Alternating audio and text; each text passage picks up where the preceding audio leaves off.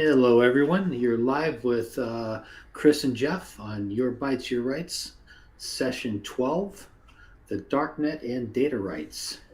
Today we've got Jack Resider with us, and Jack is a former security engineer. He now hosts the renowned DarkNet Diaries. Jack is amazing at making cybersecurity interesting, at storytelling, and at finding insight and humanity in the story of pretty much every hack. He hosts the DarkNet Diaries, a podcast series that captures, preserves, and explains the culture around hacking and cybersecurity in order to educate and entertain both technical and non-technical audiences. So, welcome, Jack. How are you doing today? Wow, thanks for having me. It's interesting you say that point out the stuff about humanity in the stories. I don't think anyone's described it as that, but I appreciate that because I really do look for that in there. Yeah, that's sort of the way I think about your podcast. I hope other people see it that way as well. Chris, what are your thoughts about Jack's podcast? Oh yeah, 100% agree. So Jeff turned me on to your podcast, Jack, about I want to say 3 months ago, and I binged on all of your episodes. Consequently, I listened to nothing else for like 2 weeks Yeah. until I got to episode one, like working backwards from there. So no, it's really awesome because my takeaway was, and you can tell me if you see it differently, that a lot of times these quote unquote hackers got into hacking simply because they could, and which is also kind of my own experience. I was a hacker back in before the dial-up days, really.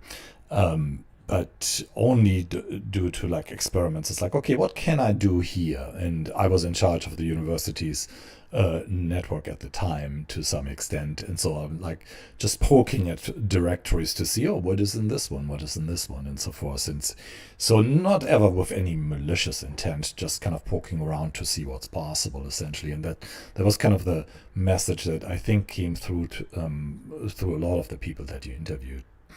hmm Yeah, and I think that's a valuable skill to have, even in the infosec industry, is just to have that curiosity of like, what if I push this button? What's going to happen? Right. And just to have the fearlessness of it. I think that kind of separates me from my grandma as well. Is I'm fearless of trying to push whatever button is on the screen. I don't mind.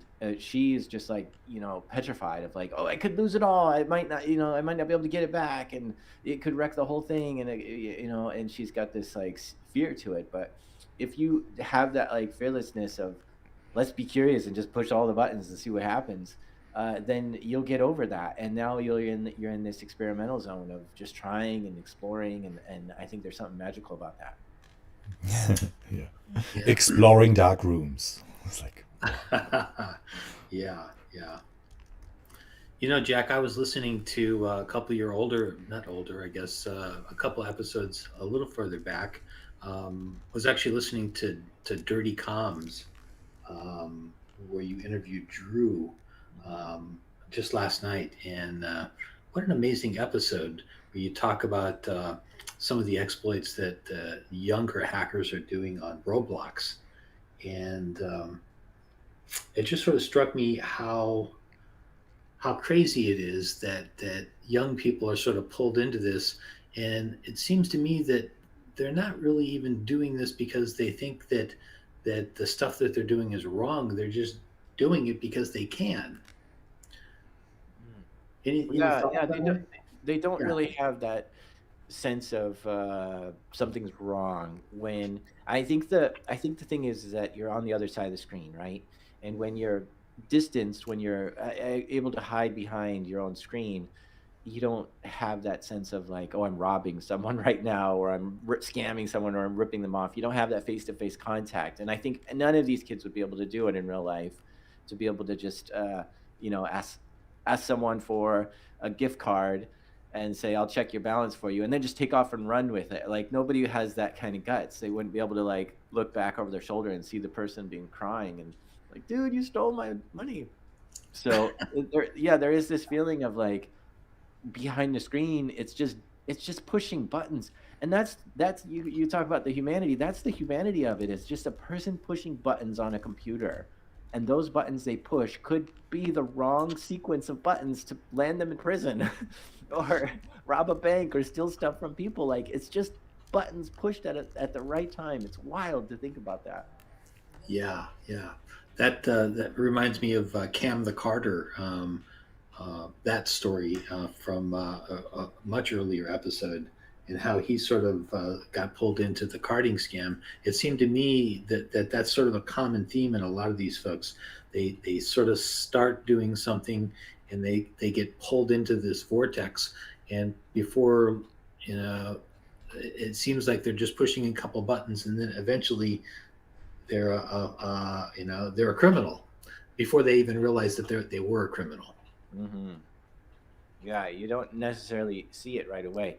And that's the interesting thing, right? If you walk by a building late at night and you see the windows open, and you could easily crawl in there and steal stuff and get out and nothing would be an issue. That's not a crime just to notice that you saw a window open, right? And so if go to a website and you see that it's vulnerable, that's not necessarily a crime, right? So you haven't really crossed any line yet. But what if you tell someone, hey, I saw this window open on this building, is that a crime? The line's still not clear, right? But if you told somebody who is like a known gang member of the town, like, oh, and wants to rob places, maybe that is a crime because now you're telling them of a way into a building. Yeah, I mean, it's one of these things that their line isn't always clear on where. I mean, especially as you're a teenager and you don't have all the reasoning skills yet, and you just see everyone online doing this sort of thing and they're getting away with it. The line isn't clear for them at all of like, where is this now illegal? And they just don't quite know. It's not clear. Well, and that translates into a lot of our behavior, doesn't it? I mean, if you look at all the sort of hacking rules, even this story about I think it's the governor of Kansas who wants to prosecute a reporter for telling him that there was a vulnerability in his website, Yeah, Missouri. and just reporting that, and now the governor wants to bring him up on hacking charges. Hmm. That seems pretty crazy to me. Yeah, I mean, I think in this case, I mean, that's an interesting story. We can get into that, where it's like the person who found the vulnerability was working at the newspaper that did not speak highly of the governor, and so the governor wanted to do something to retaliate against this newspaper. And clearly, this wasn't the best strategy, but it was something that he could totally stick their finger in their eye and bring them to court and make them spend, money on legal fees and all that sort of stuff. They know the governor knew he wasn't going to win, but he could absolutely file a frivolous lawsuit because the government can do that against people. And I think that's the real issue here, is that if the government wants to file a frivolous lawsuit, they can, and the judge can't just say, well, this is stupid, you're not going to win this, and throw it out. Um, but if like you were to do the same thing to me and say, oh, Jack did this horrible thing that I think is horrible, but obviously there's no law behind it. Uh, and you brought that to me, I could just tell the judge, like, look, this is frivolous, please throw this out. The judge would be like, yeah, get out of here with this thing, right? So you can't bring another person to court for frivolous things, but the government can bring you to court for frivolous things. And that, I think that's the crux of that issue there. It has nothing really to do with what that journalist did. It was all about the government wanted to hurt that company, and this was their tool to do it. And obviously they weren't going to win, but it was just the way that they were hiding behind that as the thing, and it made them look really stupid in the process. Yeah, that's a good perspective. You're right. That was probably less about hacking than political retribution. Yeah, and I do need to get that journalist on the phone and do an episode on that, because I think there is a humanity in that one for sure. Yeah. Well, one of the things that we wanted to do here was try to get to the root of the intersection of data rights and the darknet. And I guess that's a little bit of a slippery subject. Um, a couple of the things that I sort of talked about in the post, sort of describing this episode, were, what's the difference between a hacker stealing your data and selling it to a criminal, and Clearview AI scraping it and selling it to cops? Mm. Is there a difference? Yeah, I mean, I think there's a clear difference there, right? One's used for nefarious criminal behavior and one's used for law enforcement. But let's make it a better example of harder to differentiate, right? So let's say we had China hacking um, Equifax and stealing 100 million American records, Hmm. and then we have a Chinese app called TikTok that's coming over in a big storm and getting all kinds of teenagers and adults to install and then collecting as much data off those people as possible. I mean, think of Facebook, how much data they have on you. TikTok has that same kind of data. I mean, they know everything that's going on in your life. So Yeah. I mean, if it I like obviously TikTok is a company in China, it's not a Chinese government run operation, but in order for them to do so much business that they do in the US, I believe the government would have to give them a door through the firewall to say, okay, you can get to TikTok and it's all allowed. And if we're making deals like that, then you've got to give us some data. I mean, we want to find these dissidents, we want to find these activists that are anti-China, we want to I mean, whatever China's doing with collecting information off of hundreds of millions of Americans, right? So that I think is a difficult thing to differentiate between the Equifax breach and TikTok. What do you think about that? Yeah, yeah, Yeah. I definitely agree. It's pretty unlikely that the Chinese government doesn't have access to TikTok's data, and probably Facebook's data as well, if they want to get access to it. Yeah, they And so, 100% have it. They have all of it, and they're behind TikTok. 100%. That's how yeah. things work in China. That's pretty well known. But also, I think like this entire business model, Jeff and I talk about this a lot. What Facebook is essentially selling is not advertising, right? They are selling social engineering as a service, because obviously they don't care if you are an advertiser or if you just want to influence someone else's behavior for some other reason rather than buying a product or service. If your reason is that I want you to believe something, i.e., that you shouldn't vote, then they will readily sell those tools to whoever's paying for that. And to me, that's atrocious. I think all of Facebook's revenue should be considered ill-gotten gains, as far as I'm concerned, right? Hmm. Yeah, I mean, I guess it didn't start out that way. And the thing I have about these like major social media companies is their original intent is nowhere near what they're doing now. And I think all these big platforms have just gotten so large, it's out of control. They simply can't delete all the bots off the platform ever, ever, ever. Like, Elon wants to do that to Twitter. Like that's not going to happen. That's Right. what Twitter is doing right now. They're working their tail off to try to delete the bots off there, yet they just can't do it fast enough, and there's a big bot problem. It's gonna when you get to a certain size, it just becomes completely unmanageable. You can't take down all the content on there that is being reported as scams, as illegal content and stuff fast enough than when it's getting on there, because it's just so massive when you have hundreds of millions of users all uploading content at the same moment. How in the world are you going to moderate that? It's impossible. And so it's out of control in every way. And it does have these, and this is the funny thing is, when did you first notice that Facebook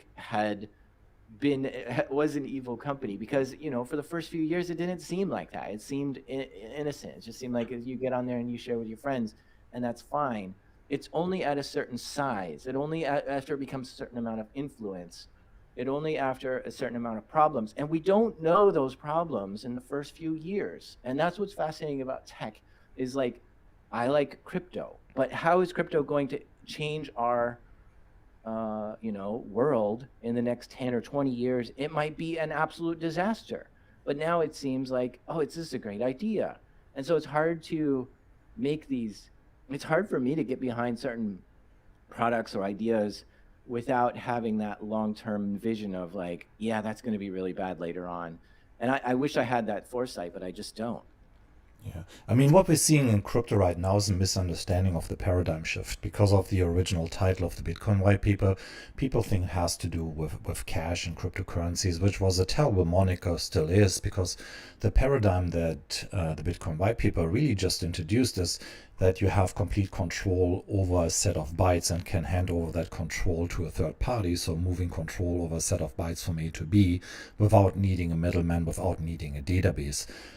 From where I'm sitting is the problem that perpetrates all of these solutions that we're using today is twofold. One is simply legacy technology, let's call it database solutions, and then with that, it's the fact that some individuals and entities control these databases. As you know, most of hacking is really social engineering, depending on what numbers you're using, is anywhere between 70% to 98%.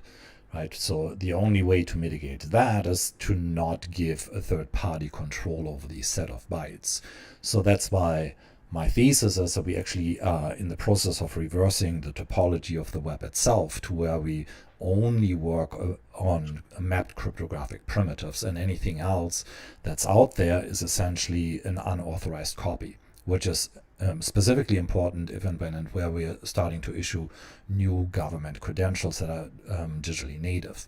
So in that case of like a digital driver's license, what you really only want to hand over at any given point in time is basically a green check mark that you can do what you want to do, rather than what we're doing now is creating copies of copies of copies. Anyway, sorry for the little rant. I'm No, proud that's very proud interesting. today. Yeah, you've got some good points there. But what I want to warn you about is like, what are those unforeseen things that we just haven't considered yet that could make all that just absolutely a garbage fire? Yeah. And those things could be, well, if we digitize everything and then China wants to steal it all, well, now all your driver's license are on the blockchain, it's easy to grab them all or whatever, right? Like there could be some really bad things that happen from going that path, and we can't see that yet. And then when we get there, we're like, oh man, all this whole blockchain should just be ill-gotten gains, and it's absolutely horrible, and we could just totally flip on it. And that's what's fun about technology, is it's changing so rapidly. Yeah, and I think by and large, again, it's just people don't understand the nuances of technology. Like even blockchain are just one example of decentralized software solutions. I think the more important ones are probably directed acyclic graphs. It's probably not something we want to talk about on this particular show. It's too nerdy. But again, it comes down to that if you have a control over a set of bytes, it should invalidate all the copies. Because if you, Jack, are at a particular location at a particular time, then anybody else kind of using that particular instrument should be invalidated. And this metaphor that we typically offer for that is the introduction of primitives that existed before database and digital solutions, i.e. your physical passport. You would take it out of your drawer, you leave the house, take it to an airport, you show it to the border agent, he gives it back to you, put it in your pocket. So if we had this particular model in a digital world, then for anybody to use this particular instrument, they would have to actually break into your house, so to speak. So you would be the sole custodian. And so I call this kind of the do not call list on all your personal identifiable data. Mm-hmm. Good Yeah. stuff. Absolutely. It does seem to me that Jack has a point about unforeseen consequences of any technology. But you know, maybe it does. Maybe we should talk a little bit about the Terra Luna sort of disaster that just happened. Does that make any sense at all, Well, well, or is that too technical? I haven't like flipped it over and looked at it front to book cover yet, but All it right. is a wild story that I just kind of, I mean, what I do is I've looked at these charts and I've just been like, my jaw is like open, like something horrible has happened here, and I don't even understand, but I can tell like this is unprecedented. Yeah, it definitely is. Well, well, let's skip that for now because I think you're right. It's still a developing story, and all the facts aren't in yet. So maybe we'll skip that for now. yeah, our financial engineers internally already analyzed that. It's pretty clear to us what happened. I mean, it's a form of hack, but it's a financial hack. So someone saw a vulnerability in the market setup and exploited it. Yeah.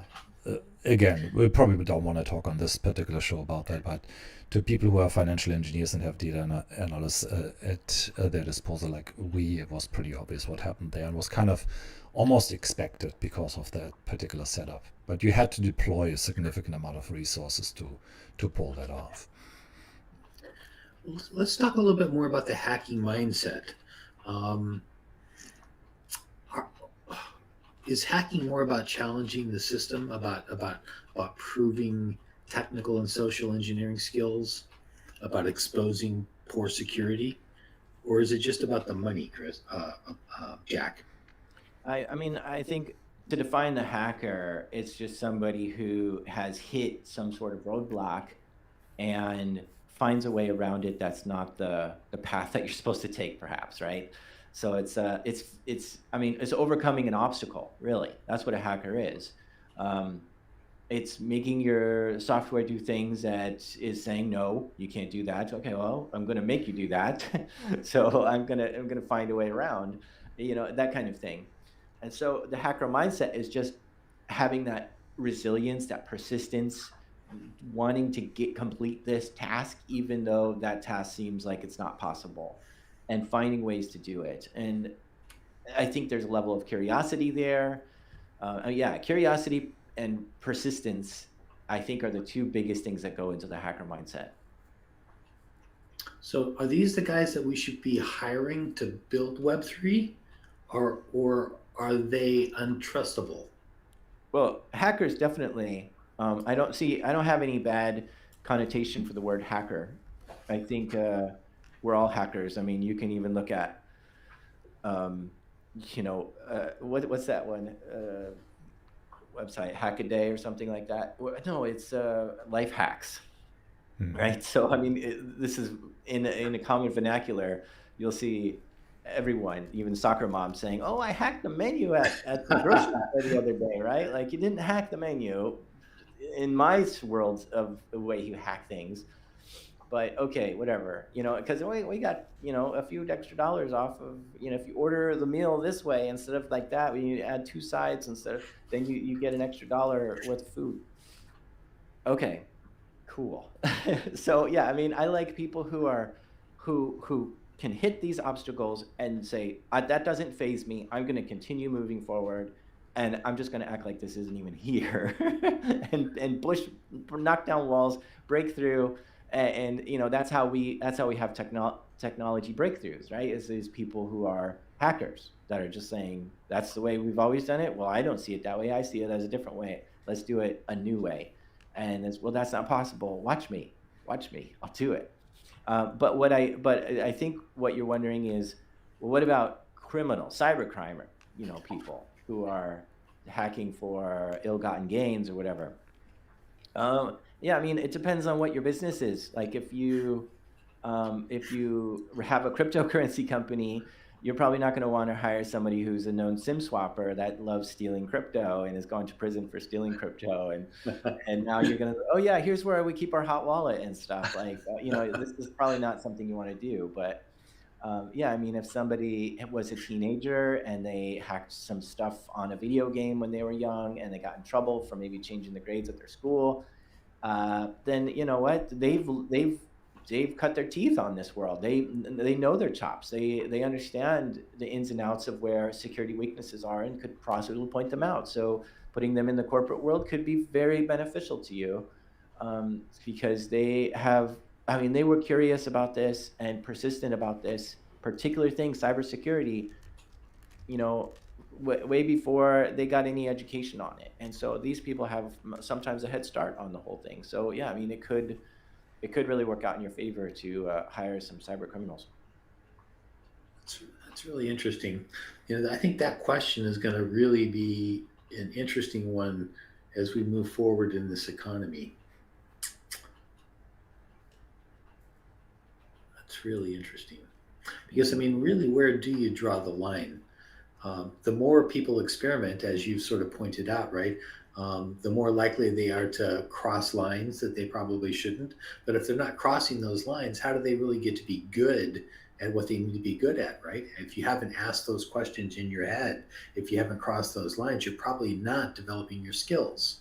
And yet, if you haven't developed those skills, how do you really get to be the best that you can be? I mean, you can Yeah. call yourself, you're the red team or whatever, um, or you're a white hat hacker. But if you haven't really experienced the dark side, have you really done everything you can to build your skills? Well, clearly you can. Yes, you can build out labs and you can study and you can take training and everything can be completely legit and above board, and you could still be a very sharp hacker.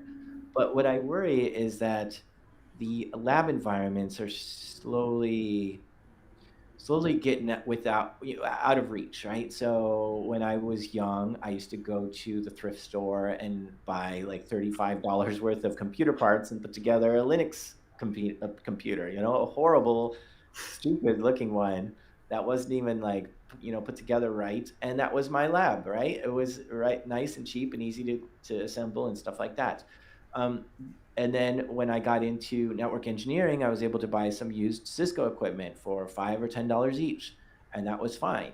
But um, and then we had VMware, which kind of made things more exciting. You could just virtualize a lot of these systems. You didn't even have to buy the hardware, and then you can act like, oh, I can spin up a Windows AD server or something here, or a Linux server, and that was fun. But now a lot of stuff is going to the cloud, and so if you want to pen test an AWS instance or an Azure instance, this isn't something you could go get at the thrift store or just spin up in VMware. This is something you have to sort of pay for at their website. And then do you really have the permission to hack at it and try to like exploit it and stuff? I mean, you're literally hacking AWS's website at that point. Yeah, it's your container or your instance, whatever you've got there. But it starts blurring the line of like what's allowed and what's not allowed. And yeah, I Yeah. mean, so Microsoft 365 is another thing, right? We used to be able to run our own Exchange servers in a VMware, but now this is completely going to Office 365. So now it's all online. And how do you get to practice that? Where's your lab for that? Do they even offer that for free for some 13-year-old who just wants to screw around with it? Yep. Yeah. And is it configured the way, you know, are you able to configure it the way somebody else is going to configure it, right? Yeah, yeah, exactly. You got to set it up. So this is where maybe the live fire simulation isn't available, and now you've got to just work on something in the real world. And I wonder how that dynamic is going to play out, where you don't have access to this lab equipment as much, and so now you're just pinging at some actual equipment out there. That sort of leads me into a little bit of a different question. So,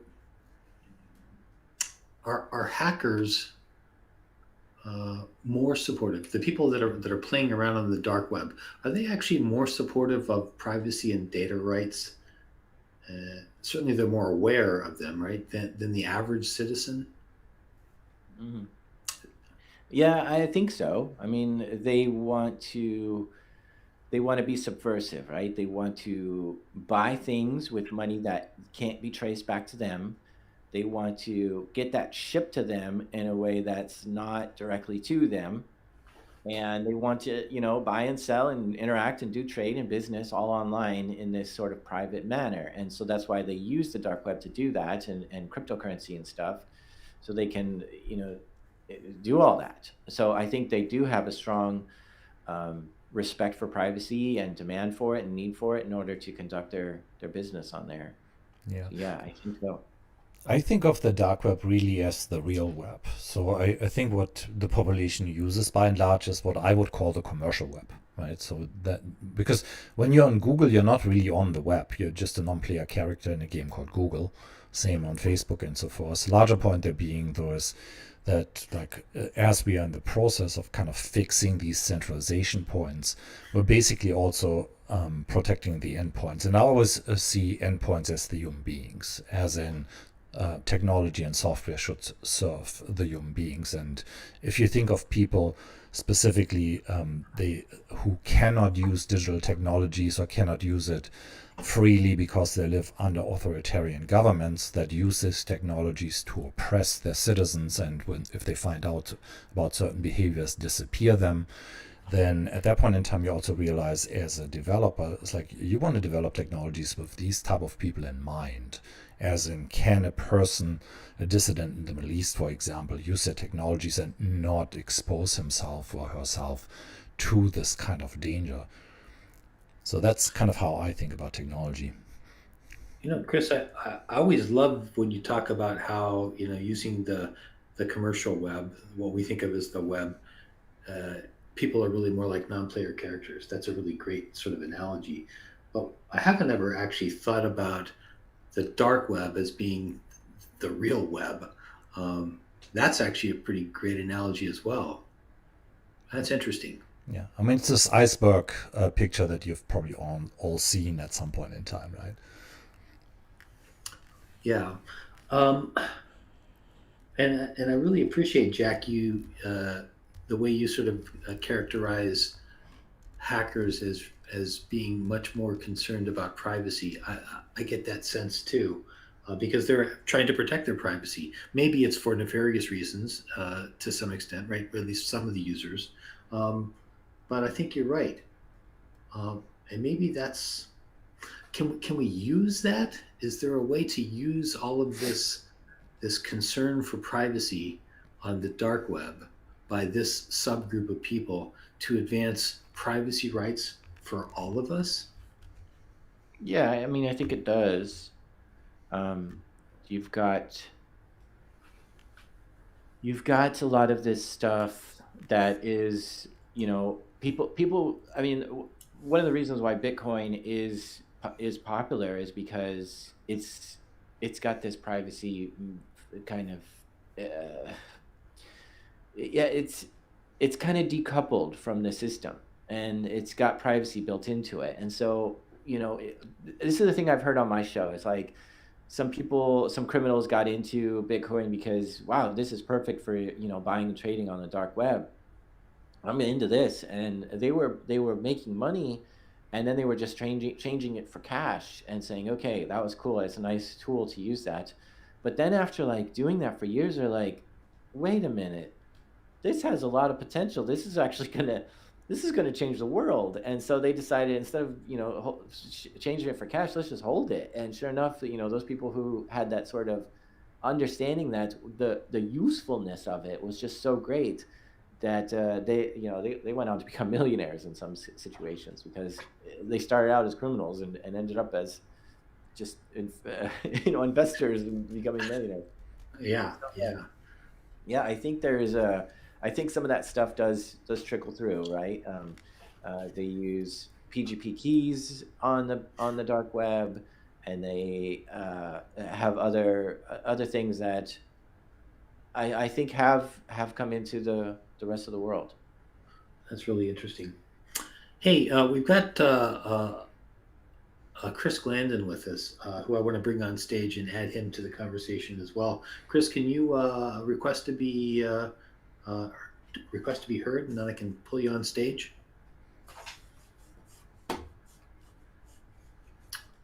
All I right. think you're still with us there.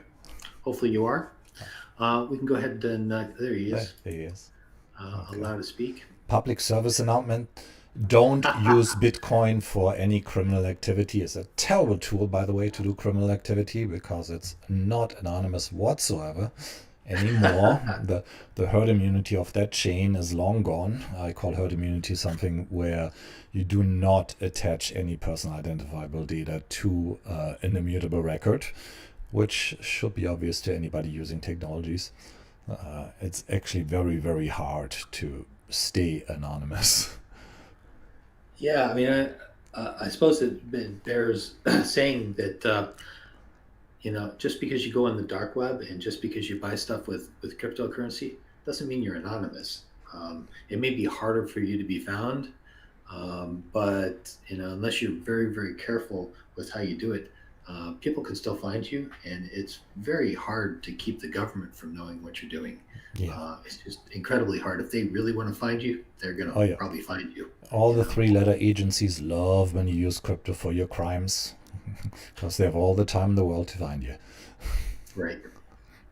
It may not be easy, but they can find you. They're All on it. right. So hey, we brought Chris Glendon from Barcode up. Jack, do you and Chris know each other? I don't think so. Okay. No, Jack. Nice to meet you. Nice to meet you. I'm uh, I'm in the presence of three living legends here. Thank you for inviting me. Uh, well, glad to have you, Chris Glendon. Absolutely. Why don't you introduce yourself and give us a little commentary on what we're talking about here? Yeah. So, Chris Glandon, I currently run and host the Barcode podcast, and we always get into certain topics, just like what we're talking about today. Um, I'll address that last question about the support of privacy and data rights over the average citizen. And in from my perspective, the key word there is supportive. So when I think support, I'd like to give the average citizen more credit than not having any knowledge. And generally, I think in today's world, the average citizen is more cognizant of their privacy and data rights. Um, and in our industry, in the security industry, I think we have overall done a better job in recent years with stressing the importance outside of our industry to the average citizen. And um and I know we can get into this, but rapid and emerging technologies like AR, VR, and those type of things in terms of privacy and data rights, they're more in the face of the average citizen now, and as a consumer. And I don't think that you can approach any tech like that and not have concerns. So I think the average citizen is aware and would ultimately like to support it more, but maybe not know how to do that. And I think that is where we need to focus. Yeah, that's interesting. I think I think we want there to be privacy in our technology. Like we want to me, I always say, oh, privacy is the number one concern I have when I'm buying a new piece of technology, phone or whatever. But the, but it never is the case. It's always ease of use, and I like having maps available. And yeah, the map software tracks where I am and tells other people like, oh, there's congestion on this road, don't go there. And I like having apps and other things that those apps track me and those kind of things. And I'm like, okay, I guess I'll take that accepted risk. But yeah, I do think that there's going to be some sort of new generation that wakes up to this and says, "Oh hell no, I don't want any of this stuff. This is absolutely unacceptable," because there'll just be too much. I don't know. Some sort of problem will just be so apparent to some generation that's like, this is not acceptable. I almost equate it to like in the '90s there were a lot of environmental disasters, and we didn't quite, we woke up in the '90s and be like, oh man, we're really wrecking this place. We need to we need to put some more safety features here, and putting that genie back in the bottle, try to get things under control in the environmental disasters was really hard. And I think that's what we're going to have to do with our privacy at some point, is like wake up and say, okay, we made some big mistakes here. We should not have given this much permission, and we need to get this pulled back. And I think that's going to take decades to get it back in the bottle. Yeah. So that's why Jeff and I refer to the current World Wide Web as the digital landfill. So it's not really the World Wide Web.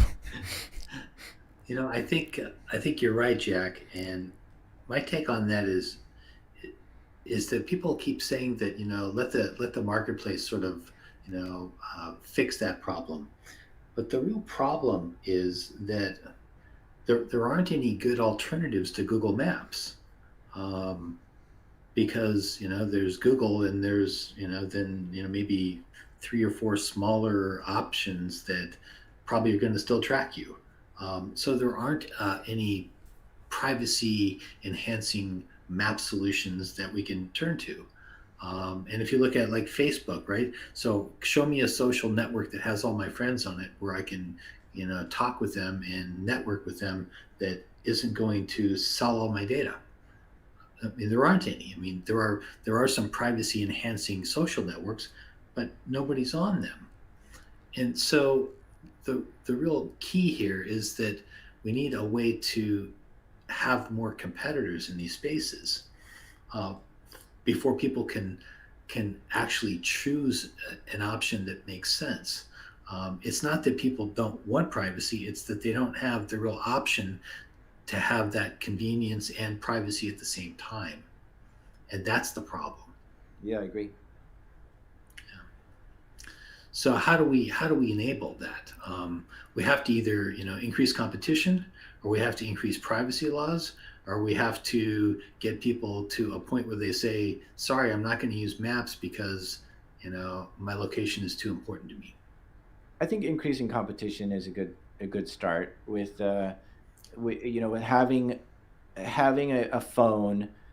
I mean, today you have two options. You have Android and Google, or Apple and Android phones, and it's like you could go in any phone store in the U.S. and those are the only two options you're going to have. Um, there's no privacy phones available in any of the stores, right? And these things do exist, but they have, but they're, I don't know. They don't have the features that I need or something. I do feel like I need to review them more in order to really know what I'm talking about in this situation. But I think some good. I mean, when I log into my bank gives me an ad. It says, "Hey, do you want to open a loan?" When I log into PayPal, PayPal gives me an ad. "Hey, do you want a credit card?" Like, I, I really need alternatives to all this stuff because I cannot. And when I go to YouTube, it's like gives me two ads just before I watch a video, and I'm like, where are all the competitions? Because anyone who's competing against this is gonna just blow this out of the water. Because like if you treat me as an adult with kind and loving, like here we want to we want to protect your security and privacy, and we don't want to like flood you with ads and all this kind of stuff. And this is how we're going to build this, and they're going to win at the end of the day, I think. But for some reason, it's just not, and I don't know why. It's Yeah, not intuitive for the average user. I mean, security professionals, we understand this and we can see it, but when we take ourselves out of this zone, not everybody else is going to see things that way, and it needs to be more consumer friendly, I think. yeah, Yeah, I think also the this kind of idea of privacy is kind of the wrong framing because people are so indoctrinated into just checking the box about whatever privacy policy your website has. And also, if you think about these kind of naive requests of GDPR or CCPA here in California of the right to be forgotten, obviously anything that you digitally observe, you don't really forget. And the correct demand, in my opinion, is really as a human being, you have the unalienable right not to be observed because even observation is already changing behavior, specifically if you live under less friendly governments than our own here, right? yeah. One thing that's related to this that I'd really like to do some more research on is I've seen a lot more people, especially sort of people in the privacy arena, say that contextual advertising is just as effective as behavioral advertising.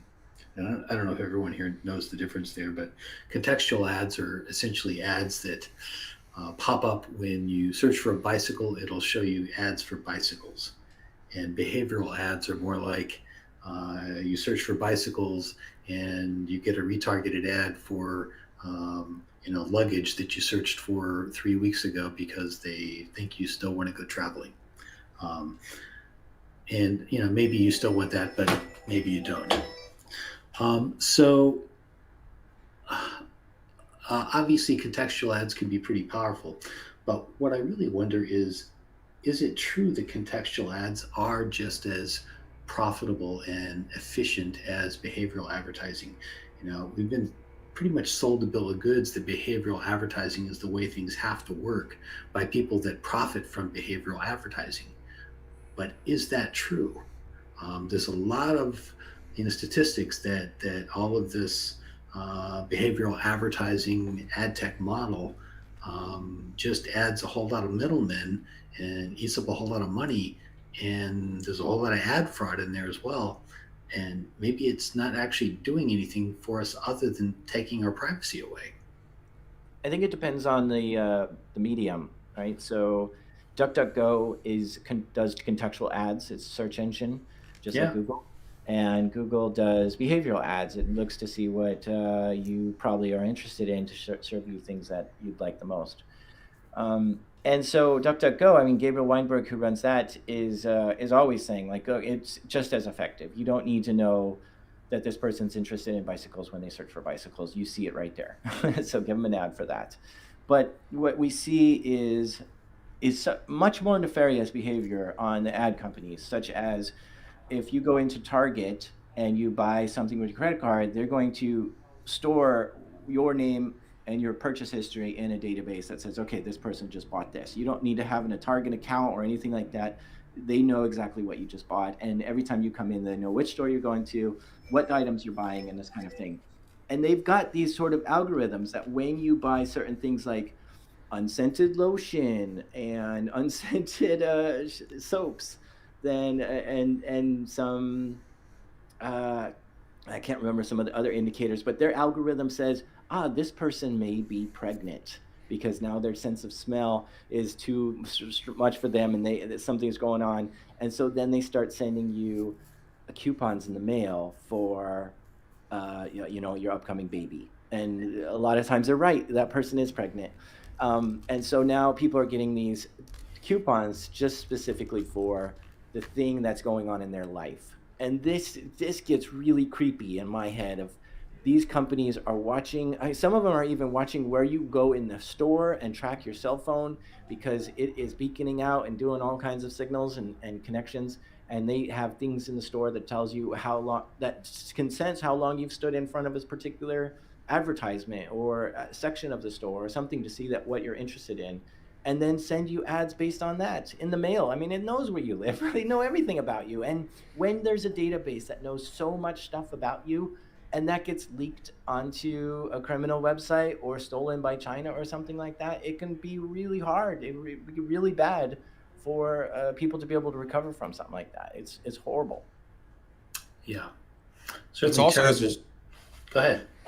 no, sorry. I was just going to say it's also interesting to think about the chain that's behind that too, with organization to organization or store to store, what type of informational sharing is going on as well, and database collaboration, because that just expands everything beyond Yeah. that limited scope that one place may have. How many of these merchants work together with each other, data share with each other, and it gets scary. Yeah, that's just it. There's these data brokers that are sharing all this data and collecting it from all these places and then selling it to places that want to advertise to their customers and stuff. There was a recent John Oliver video about this, I think. Yeah. Yeah, the data definitely proliferates and grows, and they make inferences, and a lot of the data accuracy starts to decrease, which can cause problems. But you know, one of the things that I think is interesting is that while those behavioral ads can be valuable, and can be right. If you're getting ads for sailboats and diapers, because they're behavioral ads, it pushes out the ability for the guy who wants to sell you bicycles when you're searching for bicycles.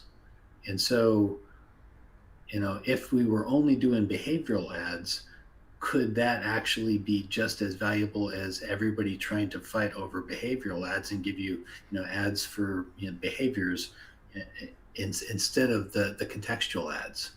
So I think it's hard to judge whether or not contextual ads would be just as valuable as behavioral, because behavioral ads push everything out of the way. Yeah, and this might transcend into other territories that I think I get scared of. Like for instance, if you Google a certain thing, Google's going to tell you what it thinks is the best, number one option for you, right? And that might not always be what you're looking for. So they have a lot of influence on where they're going to like stick you. and that's interesting. But then you've got browsers too. I've seen this situation where somebody would type in a website and the browser would automatically redirect them to a different site because they think that's the more appropriate website for you to go to. That's the one you were probably looking for. And I remember, I don't remember the name of the site, but there was a person who owned a specific website, and every time they typed it into Firefox, I believe, Firefox just moved them to a different site. And it was like, you can't get to my website on your browser. That's crazy. And Now, so, Jack, yeah, you think it's Firefox redirecting, or you think it's that organization redirecting? I think it was Firefox doing it. I'm Okay. not sure if it was Firefox specifically, but the browser itself was doing it, and I think there was something where it was so close. It was one letter off from the actual website, and it was just saying, "Yeah, I think this is the one you wanted." And it might have been like autocomplete or something. I didn't look into the story too much, but yeah, I mean that's scary. Is when the browsers take control over where you're trying to go, and search engines take control of where you're trying to go, and they just say, here's where you need to go. Stop trying to go to those other places." And for me, when I'm researching things and I want specific, like, give me the congressional testimony from 2014 that had this particular thing. I don't want them to say, "Oh, we had someone on Fox and Friends talked about that. You should go there first."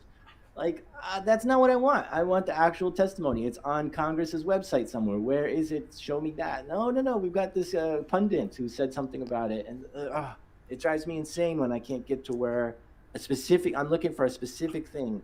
Publication 49276. And they're like, "Oh, there's a podcast where somebody talked about that." Yeah. No.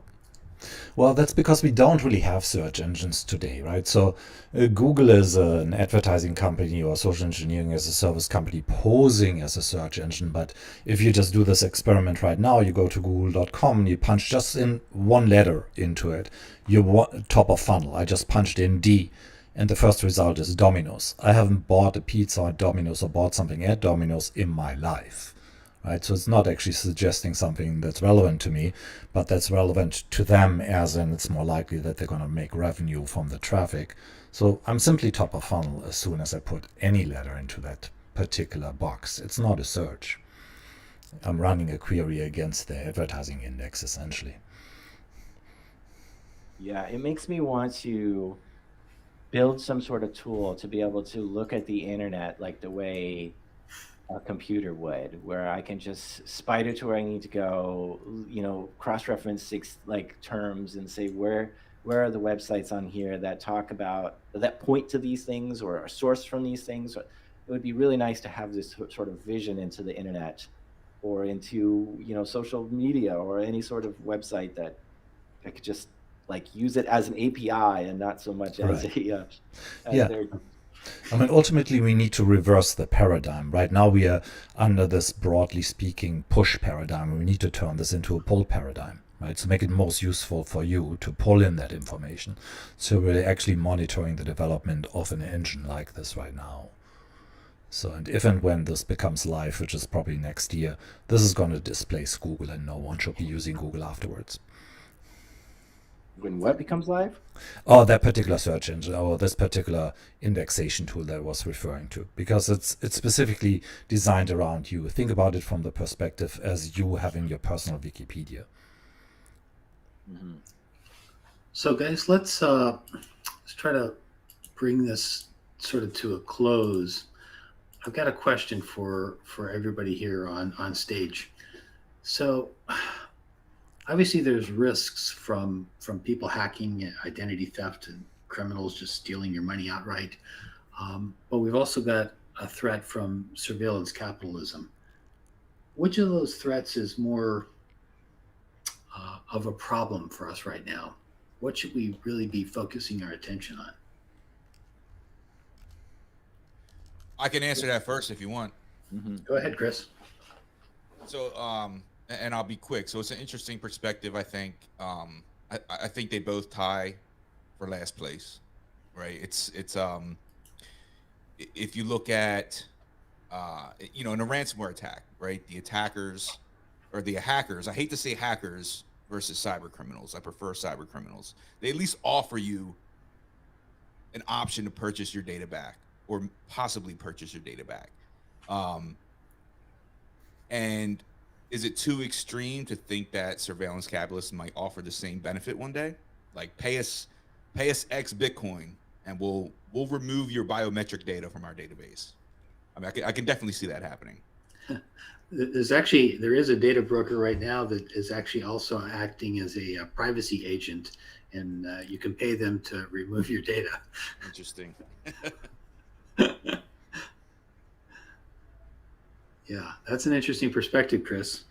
Any thoughts on that question, Jack? No, I'm not really sure which one I'd focus on first. I'm stuck on that one. Yeah, obviously they're both big problems, and it's a rhetorical question at best. Um, there's no real answer, obviously. They're both big issues, but it does seem to me that we spend a lot of time, at least in the media, focused on cyber criminals and hacks and these kinds of things, and not necessarily a whole lot of time focusing on surveillance capitalism and some of the problems that we really have an issue with in privacy rights. Probably in part because there's a whole lot of lobbying from big tech and from data brokers. Yeah, I think somebody who's doing some good work there is the EFF. They've taken on the what was it, spouseware, domestic spyware apps that people can install on their phone, and so you can track where your family member is and see exactly where they're at and stuff like this. Well, these apps are being used for nefarious ways. You can spy and see exactly where someone is, and it doesn't, like, EFF has gotten a lot of these apps kicked out of the app stores because they're not clear on showing people, like, it's basically malware. It's basically spyware that people are installing in order to enable, what's happening is that it's being abused by like ex-husbands and ex-coworkers and stuff like this that shouldn't have that app installed on that person's phone and be able to see what's going on there and stuff like that. And so it becomes very dangerous. And yeah, they're doing good work getting rid of the dangerous ones out of the app stores. Yeah, that's good. I mean, location is becoming something that people are much more aware of. I mean, even the Apple tags, what are those called? Air tags. Yeah, the air tags, right? Like the tile trackers are becoming problematic. I mean, I see news stories about them about once a week about people getting tagged and having issues with that. Not like the product's probably going to go away, but people are getting more aware that location tagging is a problem. Yeah, it could be a very big problem for like domestic abuse. Sure. All right. Well, we're at the top of the hour. Chris, do you want to wrap us up? All right. Yeah, maybe for everybody who hasn't heard this type of data yet, to repeat that, if you have never listened to this, last year externalities from cybercrime exceeded $6 trillion, which is larger than the GDP of Germany as a frame of reference. And there is a cyber breach of sorts in the United States affecting a company in the United States almost every hour, costing it a few $1 million. So it's a real problem. And again, by and large, in my estimation, it's based on legacy technology and people who have access to that legacy technology deploying that without knowing what they're doing.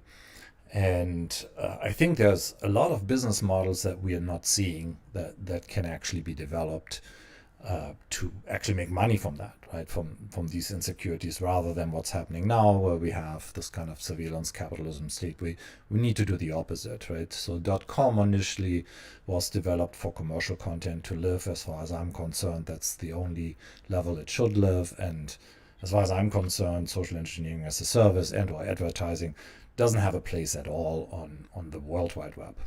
It should live on the commercial web if you want to go there, just like you would want to go to a shopping mall to do window shopping and buy something. You should be able to go there, but it should be clear that you're leaving the realm of reality, because that's actually the real problem. We have splintered reality. We talked about the splinternet back in '97 already, and today it's more true than ever. But the unfortunate externalities of that, and we can witness this in real time now, is that we polarize the population to where if you want to believe something obscure like the world is flat, you can do so, or if you believe that other peoples are others and deserve to die, you can believe that too, because you can surround yourself with people who believe supposedly the exact same thing, and those people sometimes might actually not be people at all. They might be just bots, and that radicalize you into doing something that you wouldn't otherwise not be doing if the system didn't exist. End of sermon.